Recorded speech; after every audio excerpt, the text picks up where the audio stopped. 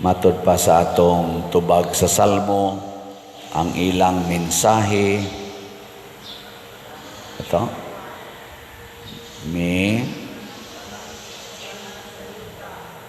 Ang tanang kautlanan sa yuta, nakakita sa makaluluwas nga gahom sa Dios. Pasabot kining makaluluwas nga gahom sa Dios, mabati sa tibuok kalibutan. Pero kung atong tanawon, wala pa man sila social media sa una, para sa aning ato karon, dito regito sila naglibot-libot sa Jerusalem, Galilea, ang mga unang nagsunod ni Jesus. O ang mga propeta, dito rasad sa ilang mga lugar, mga kanirasang gitawag nato og Holy Land or kanang mga eryaha diha libot sa Mediterranean. Pero nganong karon niya naman sa tibuok kalibutan ang ilang mensahe tungod kay kamatuoran man. Truth ang ilang gisulti, kamatuoran. Ang bakak mawara man na kadugayan, pero ang kamatuoran maogid naay mulungtad lingiyay mong tupad ing na tinuod ng imong naong tinuod ng imong naong mulungtad gina hangtod sa gabi, pero di na tinuod sigihan na nimo gritoke kada oras kada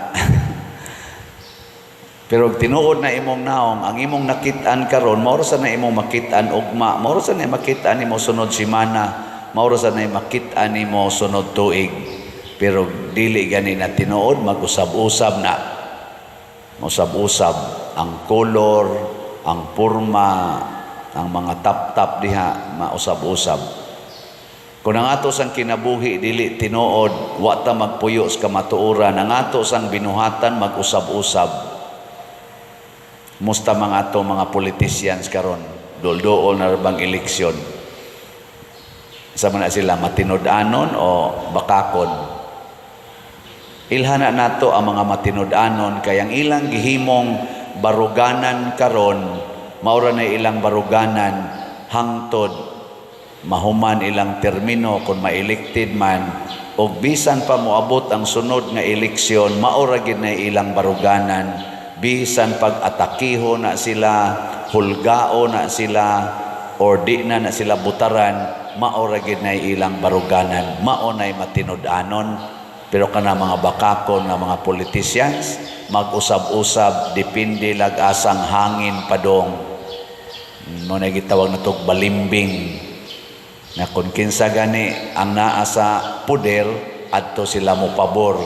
Nya kung mawa na sa nas puder, ila na sa nang biyaan, adto na sad sila.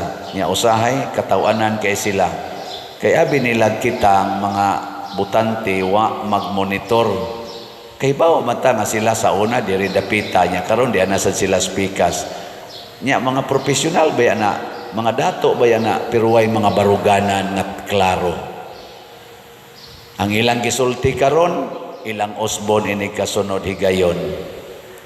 Bakakon, muna dili mulungtad, latas sa tibuok kalibutan ang ilang mensahe kay ma-check man siya nga bakak di ay.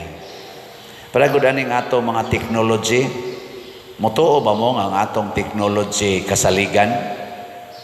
Kanibang tanan nato rong gipanghimo mga improvements, mga developments nga sa una dili kita kalupad anang hangin. Karon dagko na kay mga aircraft, muda nagtagpila ka gatos ka mga tao o kargamento, mutuo mo nga kasaligan na. Karon ay naibagong nakras na aeroplano. So, mantingali sa usa ka semana, last week, 5 kabuok na crash na aeroplano in the whole world. Ang pinakagrabe ang sa South Korea, niadtong Domingo mantingali to. 179 kabuok patay. Nya unsa ra gyud kontra matud pas pinaka kasaligan na report pero gi-question sa gyapon ni bird strike. Kana bang nakasugat og panon sa mga langgam nya nasod ngadto sa iyang makina, may magandar man na kanang nas iyang pako na man na diyang makina, nasod ang langgam didto og maoy miguba sa makina og nakras ang eroplano. Langgam ra. Sa pagsigi na tugtuon ana nga makalupad sa hangin ang eroplano, makakargag bugat kaayo dapag mga missile, dapag kuan, langgam ra di ay mo'y makahug ana. No? Sa kanindot sa imong motor, nindot kay imong motor, mahal kaayo tag 1 million, tag pila na ka million imong motor, iro ra di ay mo'y motumba ni mudasdan. Di ba? Ingon ana ra din naka-fragile. Barko, Titanic, nabuslot ra di ay sa ice. Kasimple ra di ay. In short, di na lang tamag bakak-bakak na kining atong mga human inventions kasaligan. Inig-abot ana sa iyang depikto, makaingon kita, di giday kasaligan. Mao na unsa may kasaligan, ang pulong sa Ginoo. Ang Ginoo ra gyud. Mao na si Juan, bisag ang tan-aw sa mga tao niya, mura na siya Ginoo, niingon siya dili ko mo'y Ginoo. Klaro na nako. Ayaw mog salig nako. Ayaw mog huna-huna ang ako'y Ginoo. Dili ko mo'y Ginoo. Iya ginanggi klaro, pero karon ato mga leaders sa nasod, sa simbahan o sa gobyerno, daghan kay ato mga leaders way siguro hastaning nagwali magpakaginoo. Murag yug kita'y tag-iya sa kamatuoran o kita nagitag-iya sa kinabuhi. Hasta sa mong mga ginikanan, di ba? Mura mo Ginoo sa inyong pamilya. Nga malatusan lang gin inyong mga anak tungod kay dili mo tuman sa inyong pulong. Ana, ngilingya imong tupad. Inawa jud ka kapangasaba sa imong mga anak. Nawa ka kapangasaba. Oh, mura man ka Ginoo. Ang pari sad samot ng obispo, mura sa mga Ginoo sa ilang mga katungod. Gipangutan ako, padir, wa jud ka kapangasaba sa sakristan. Gipangutan ako no. Perting kasaba. Mao na constant renewal. Atong usisahon atong kaugalingon, unsa mang mensahia ang atong gisangyaw. Ang mensahe ba nga nagtug-an nga ang Ginoo mo'y manluluwas, o ang mensahe ba nga nagpasalig na ta nga kita'y manluluwas? Usok ng mga termino diha sa ato mga politicians, nabudol ko no, nabudol sila. Kana bang mosalig ka, unya inig resulta di ay the opposite happens. Porting tamisas pasalig, daghan sa kayong mga babae nga nabudol, tamis kay pasalig ang lakip, tukhangon, paghuman suka-suka, buwa na mo tunga, so magsige na lag pamalikas. Magsige na lag panunglo, may ratag, mamatay kang buanga ka.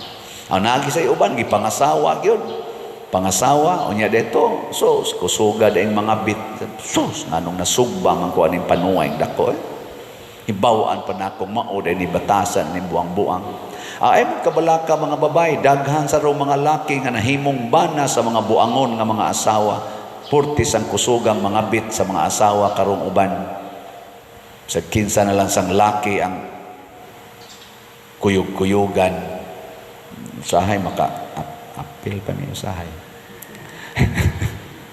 Oh, ana. Mga bakakon, nga naman, kay kita na may nagpakaginoo. Muna, dinhi sa atong unang pagbasa, giklaro gidinhi nga matod pa ang bakakon kana giyong moingon nga si Kristo dili Ginoo, nga ang mga pulong ni Kristo dili angayng sundon depende lang kung muhaom nato. Ang gusto ni San Juan, kitsa to'y gasulti diri, si San Juan, ang gusto niya nga sundon gid nato ang Ginoo. Makasunod ba ta niya? Matod pa niya, yes. Nganuman, kay dili na mo kapamakak, kay gibubuan mo sa Espiritu Santo. Pasabot, kung maminaw lang ta sa Espiritu Santo nga mosulti nato, unsay angayng isulti, unsay angayng buhaton, di kita matumpawak sa bakak. Muna karong panahon sa eleksyon, mupili naman sa ta, atong ampuan ang atong pagpili. Dili lang nato sige haglantaw-lantaw kung kinsa to'y manghatag kuno, di man sa kumutuog na ay manghatag kay wa pa man jud ko kadawat manghatag. Hapit na lang ko mamatay siging apil aning eleksyon, wa jud ko wagi ni tonol nako, pero imo sila na ako no daghang ni tonol karon na ba naawa tubag mao lagi na wa man tingali. Dili na lang tamutuan ang mga tunol-tunol, pasalig-pasalig, unsa may atong tuuhan, pangutana sa Espiritu Santo. Kining iyang binuhatan, Lord, kining iyang mga gipanulti karon. Doon na ba ni kamatuoran? Maingon din ng Espiritu Santo, sulay lagsubay ang iyang track record sa iyang pagkatao. Ayaw tuo sa karon. Sulay sad og suta ang gahapon og ang kaniadto. Dili gani siya permanente sa iyang baruganan, biyae na.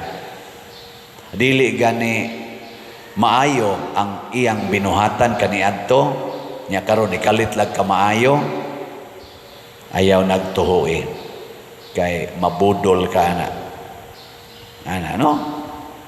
Nya sa inyong tanaw naa ka tay maayong pilionon karon? Kamo na magigo, pangutana sa Espiritu Santo. Di ta magsalig sa gipangsulti lang sa tao, kay di ginakasaligan ang tao. Unya sa atong ebanghelyo, si Juan giklaro niya pagsulti nga ang musunod kanako nga di gani ko takos mutangtang paghubad sa higot siyang sandalyas, wa ninyo mailhi. Naa diha tipo ninyo, wa ninyo mailhi. Pasabot ang Ginoo di ay kinahanglan sad atong pangitaon. Ila-ilaha gyud. Ngilingay mong tupad ing na nakaila nakas Ginoo. Mutan na ba? Kanus amo nagkita. Kanus amo nagkita sa Ginoo. Daghan na to, wasad kaila.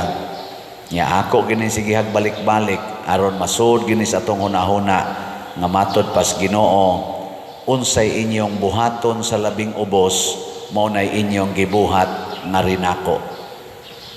So kung gusto natong mailhan ang Ginoo, anha ta mangita niya sa labing ubos sa atong katilingban. Bitan na din ka ng mangayo nato dinhi nga mga diin na sila gikan, ngayog bugas, ngayog tambal. Ang akong iangga ana, mao man sa nag-itawag diri sa atong mga staff, Father, naa si Jesus. Daghan lagi kay nang papel kay ato man na silang pasuwaton. And then diyan na say mga Jesus, Father. Nako, so di jud ko mulakaw kaya bisag padong na kumulakaw naibutang papel dito sa lamisa kay pirmahanan, Father, si Jesus na pirma kay sus kasabaan niya ta ni Jesus. Ana, mao na kining ato mga slat-slat para gini ni Jesus. Di ba? Unsa man tuo mo dili. Nya namalit na mog slat. Okay na. Ngay gamay pa kay tagalin I know ato pa to tanawon ang bangko. Atong SBF dag para man ni Jesus. Kinsa ba mga Jesus? Ang atong mga panday ang nagtrabaho aning atong kumbinto nga 14 taong bulingitag mga naong tungod anang abog. Nya nabayran na to sila pero ang nag-shoulder ang atong contractors niya, wa pa man nato mabayari atong contractor sa kompletong bayad. Sumurag yapon sila si Jesus nang inahanglan.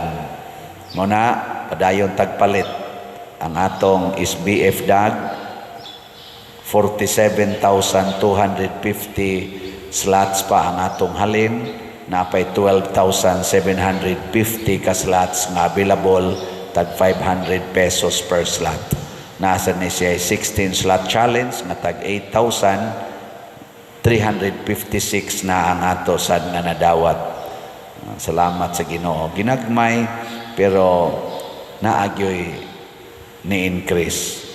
Unya ang atong Santo Niño's Healing Gifts kaning is in HG, ang atong halin 9,944 na, napay 30,056 ka slots nga available, tag 100 pesos per slot. Karon raning January or February 1 kutob ang atong pagbaligya ani, kay ato maning gamiton adtong Christmas, nagamit naman nato partly niya karon nining atong Santo Niño nga festival. Naasa ni siya 25 slot challenge nga tag 2,500 per challenge. 140 na sad ang atong nadawat. So atong pakpakan atong mga slotters, salamat kayo. Nya kining atong YouTube channel ato gining suportahan kay adtong November nakadawat tag 211,000 kapin, ambot ka sa December, pero karon kay January ato na sang sigihan og support kaning Padre Siano Ubod, no? 213,000 atong subscribers. Sige lang gid mo anig like, share ug uban pa, kay ang ato sang income ani ipanghatag nato sa mga Jesus nga moanhis ato.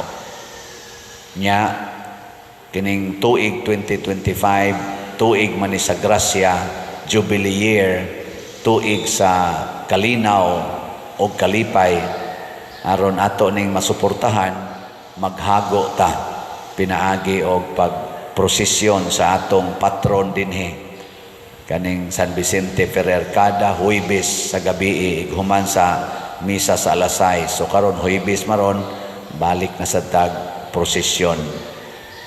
Ato ning gibuhat tungod kay miilata nga si Jesus kun ato yung isentro sa atong kinabuhi, maluwas kita. Pero di na kita mo ila nga si Jesus ang manluluwas, nya kita na mo'y magsugod og luwas-luwas atong kaugalingon. Matod pa ni Jesus, kinsa tong maningkamot pagluwas sa iyang kaugalingon kinabuhi, mawad-an niini. Pero kinsa tong mawagtangan sa iyang kinabuhi alang kanako o alang sa akong mga pulong, makabato niini. Mao na si atong style dinhi, no? Sige, last nga lingi sa imong tupad. Inasugod karon, kaila na jud kon Jesus. Ina. Kaila na kong Jesus. Igagi ninyo dito sa inyo na dihay mga nagsigig inom, kung saan may mga itawag. Labing ubos man na atong tanaw. Mauna sila si Jesus, nag-inom, upa ito. Nya pagsaka ni mo sa inyong balay, kuto-kuto lang computer, sige pag computer imong anak, wapa ito. Kung saan mo sa imong isulti, si Jesus nagduwa pa. Ana nya matog dayon to. Hala, si Jesus natog. Nya inigmata, gigotom si Jesus. Ay mo na sang pakanon. Di jud ka musuko. Labing ubos tinuod na kay tapulan, adik ay sugal, adik ayo sa computer, pero Jesus ba yan ha? Di ba? Mao nang ningon si Jesus, gigutom ko, inyo kong gipakaon, giuhaw ko, inyo kong gipainom, etc., etc.